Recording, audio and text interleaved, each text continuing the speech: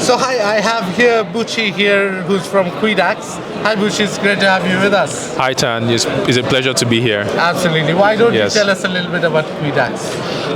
Quidax, our vision is to create a world where sending money and value around the globe is as easy as sending a text message, right? And for us, the tool that gets us fastest there is cryptocurrency. So we've made it our sole mission to make it very easy for individuals and businesses to buy and sell crypto using their local currency across Africa, making that very easy and very seamless. Absolutely. I'll put a specific question to you because, see, I'm from India. Okay. And there's this specific company called Airtel that's there in Africa as well. They have this product called M-Pesa.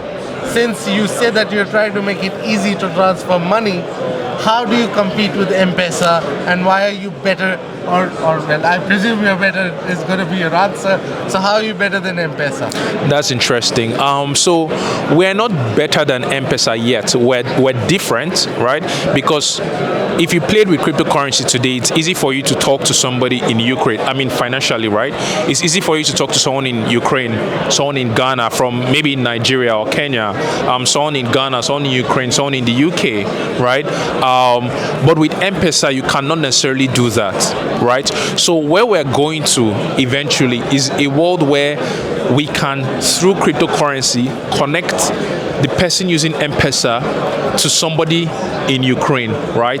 With cryptocurrency as the bridge for those transfers, right? So we're not necessarily trying to compete with an M-Pesa. We're trying to enable and make it easier for the world to be a level playing field for Africans financially, right? So you can talk to anybody across the world financially. So M-Pesa is a closed system, close to at least Airtel customers or the people in Africa, or Safaricom customers in this case, right?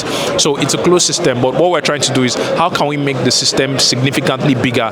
How can we make the world significantly smaller, right? Using cryptocurrency as an underlying infrastructure. Absolutely. And since you are in Africa, and I presume you're the only African startup in the entire Paris Blockchain Week, why did you come to Paris? Why Paris Blockchain Week? So a couple of things. Number one is knowledge, right? And then obviously there's visibility as well, right? So we see the conference as an opportunity for us to network, to learn from people who have done much more interesting things, right? To learn how we can do better, to improve both our business for our customers and then for ourselves as well.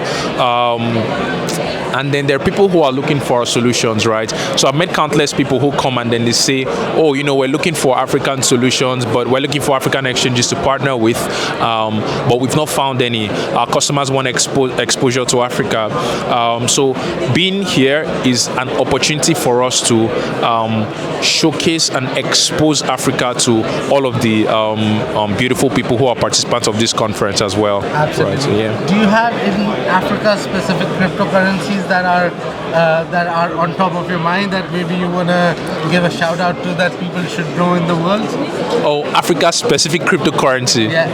Oh, that's or interesting. Started by African people for African people. Oh, interesting. An easy one. There's an easy one, QDX. So we have our native token, which I think is super powerful and super interesting. But beyond that, there's a few interesting African projects, memes, some serious utility projects. You have meme coin, you have Cobra, right? So that's built on the ADA blockchain. That's an interesting project. And then in terms of utility, you have a project like Zend, right, which was built to send money across people in Africa. That's core utility. So those are very interesting projects. Absolutely.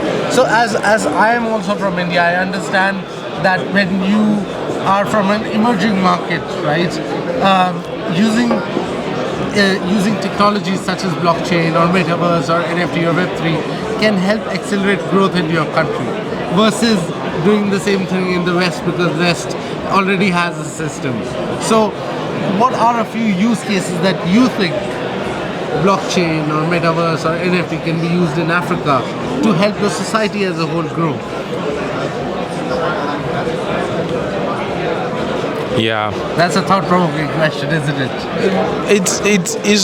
It's not necessarily a thought-provoking question, right? As almost every day you're reminded as to why crypto is important for me. So a few months ago, I had to buy FIFA 24, FC 24, and I couldn't buy FIFA 24. Simply because, and I mean, now I know this is no more news to me. I've done it 3 years in a row. The only way I'm able to buy FIFA 24 or anything from FIFA is to use crypto to buy a gift card and then spend that. My local Nigerian card wouldn't work, right? Because FIFA, PlayStation will block it. My foreign UK card wouldn't work because I am in Nigeria. So what that means is every Nigerian is at the beginning restricted from interacting financially with the PlayStation store. So you're now burdened with having to find workarounds and different routes. Where someone in France, it's easy for them to pick up their card and then they're able to buy a game from the PlayStation, right? But for me, I have to go take my crypto and then go to Bitrefill, buy a PlayStation gift card, then come and load that on my PlayStation, right? So there are stories like this every day of exclusion, right? For different reasons, but still it is exclusion where people who are legitimate, who want to do business, cannot do business with the rest of the world. So what we have built and what we're doing is to make it easy for people to get around those restrictions and then keep building the infrastructure, keep building it so that ultimately it is easy for me to use my card to buy stuff on PlayStation because I'm a known person and I'm a trusted person, right? We built the liquidity to make it easy for you to send money from point A to point B using cryptocurrency, because it is faster to drive cash to Ghana than to send it via wire, simply because the systems in Africa are not talking to themselves, or Kenya or Uganda or Rwanda, right? So crypto helps us build enough liquidity so you can make it instant and seamless to move funds from point A to point B, right? Increasing intra-African trade, having Africa moving money around Africa, making that significantly easier. And then even when Africans are now talking to the rest of the world, right? So you have remittance contributing. Remittance in Nigeria is the third largest contributor to foreign inflows, right? So if you can make that process much cheaper, make it much easier for people to do, right, then it's a net positive for the entire economy, it's a net positive for the nation, it's a net positive for the young people who are really part of these technologies and who are coming up and going to work and bringing the funds in, right? So the problems are there every day, right? Exclusion is a very, very big one. But beyond exclusion, there's also opportunities. And how do we make sure that the opportunities around the world, even the ones that the internet has reduced in terms of communication, in terms of visibility, we can now take advantage of them even financially. We can receive payments, we can make payments easily and seamlessly, right? So these are some of the use cases, and these are some of the things that we do every day and every waking day of our lives. Do you also work as a payment gateway in Africa? So interesting, we built a product called Basket, right? So Basket is a crypto payment gateway that allows you to pay with crypto, okay, right? So, and receive payments. I presume you're working with brands like Jumia and yeah. So we have quite a few e-commerce. We have a few gaming brands as well who are partnered with us for that product, and then we have one of the biggest luxury goods store, right? Because so one of the problems is you're selling luxury goods, and then someone comes in to pay $20,000 for a Rolex watch, right? But getting that payment to you is very tough because really you want the payment in dollars, right? But for the person to use USD from their bank to you is a nightmare. Why not use USDT? It's a much simpler, much faster form of payment. So we've seen significant increase for that particular company with USDT and then BTC payments, right? So in that case, now they can make more sales. They can have less friction for their customers who are trying to pay because they have crypto as a payment option. Yeah, absolutely. Let me then finally ask you, how do you see the African blockchain landscape developing in the next 10 years or so? So what we have today is we have a lot of consumption, I believe, right? So where we consume from global projects, right? In Africa, we have a few people who have built African solutions, right? An example of them is called Zone. So they're a startup out of Nigeria, and they're trying to build a blockchain solution that allows banks financially communicate and move money on a settlement layer that's built on the blockchain, right? So they build their own private blockchain. So that's an interesting use case, something that will make lives much better for banks and people on that infrastructure, right?